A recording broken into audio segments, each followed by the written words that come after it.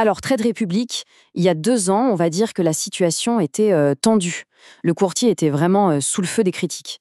Du coup, aujourd'hui, la grande question, c'est est-ce qu'ils ont appris de leurs erreurs? Est-ce que c'est une vraie rédemption?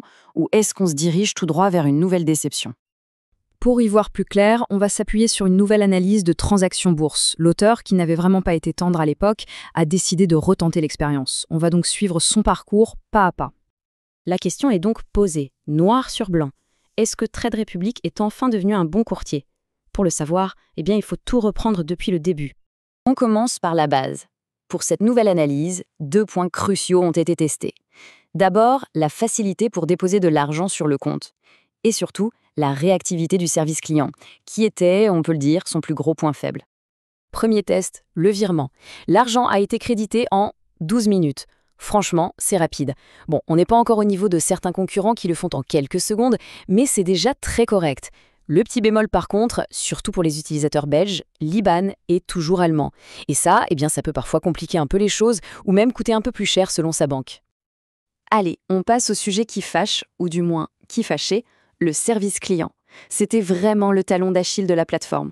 Pour savoir si ça a changé, il n'y a qu'une seule méthode, les mettre à l'épreuve. Et là, le changement est radical. Fini les réponses automatiques.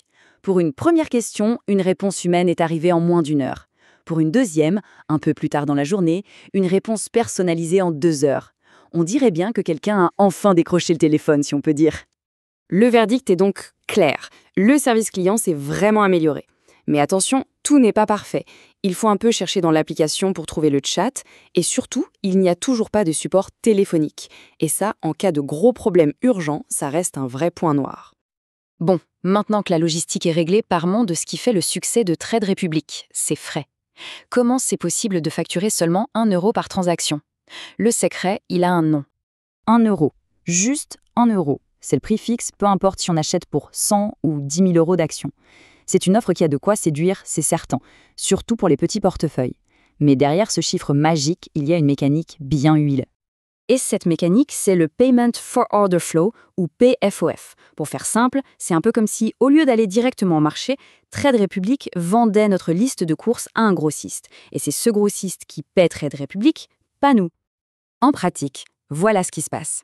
Un investisseur passe un ordre d'achat. Hop, Trade Republic ne l'exécute pas lui-même. Il le transmet à son partenaire, un certain Lang & Schwartz. Et en échange de ce flux d'ordre, Lang & Schwartz rémunère Trade Republic. C'est cette source de revenus, cachée de l'utilisateur, qui permet de maintenir des frais aussi bas. Et c'est là que tout se complique. Ce modèle économique, qui est la pierre angulaire de leur offre à 1 euro, fait face à une menace mortelle. On peut même parler d'une bombe à retardement. Parce que voilà la nouvelle, l'Union européenne a décidé de mettre fin à cette pratique du PFOF. À partir du 30 juin 2026, c'est terminé. La raison?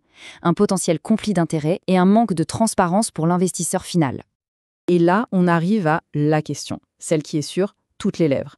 Sans cette source de revenus principale, comment Trade Republic va-t-il pouvoir maintenir son offre star à 1 euro? Franchement, aujourd'hui, personne n'a la réponse. C'est le flou total.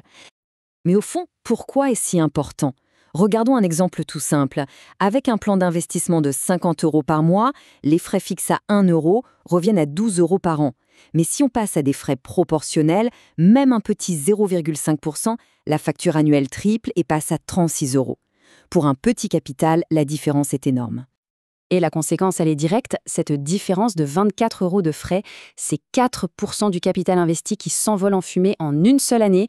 Ça prouve bien que la structure des frais est un élément absolument crucial de la performance à long terme. Alors, au final, quel est le bilan? Après avoir tout pesé, les améliorations, le modèle économique, les menaces, il est temps de faire le point sur ce que vaut Trade Republic aujourd'hui. Le bilan est donc nuancé. Du côté des plus, on a évidemment les frais imbattables à 1 euro et une appli très facile à utiliser. La rémunération du cash et la carte de paiement, c'est aussi des bons points. Mais de l'autre côté, les faiblesses sont réelles, pas de téléphone en cas d'urgence, une fiscalité belge à gérer soi-même et un choix de titres un peu plus restreint que chez les grands concurrents. Pour un investisseur qui voit sur le long terme, il y a donc plusieurs points de vigilance. Le plus gros, bien sûr, c'est l'avenir des frais après 2026. Mais il faut aussi garder un œil sur la gestion de la fiscalité, cette histoire d'IBAN allemand, et ce support client en 100% numérique qui peut poser problème en cas de crise. Alors, à qui s'adresse Trade Republic aujourd'hui? Eh bien, le profil idéal, ça semble être l'investisseur qui débute ou celui qui investit de petites sommes de façon régulière. Bref, celui pour qui la simplicité et les frais fixes très bas sont les critères numéro 1. Au bout du compte, tout se résume à cette question. L'offre actuelle de Trade Republic est très attractive. Mais est-ce que cet avantage à court terme vaut la peine de prendre le risque d'un futur beaucoup plus incertain? C'est une réflexion que chaque investisseur potentiel doit absolument mener.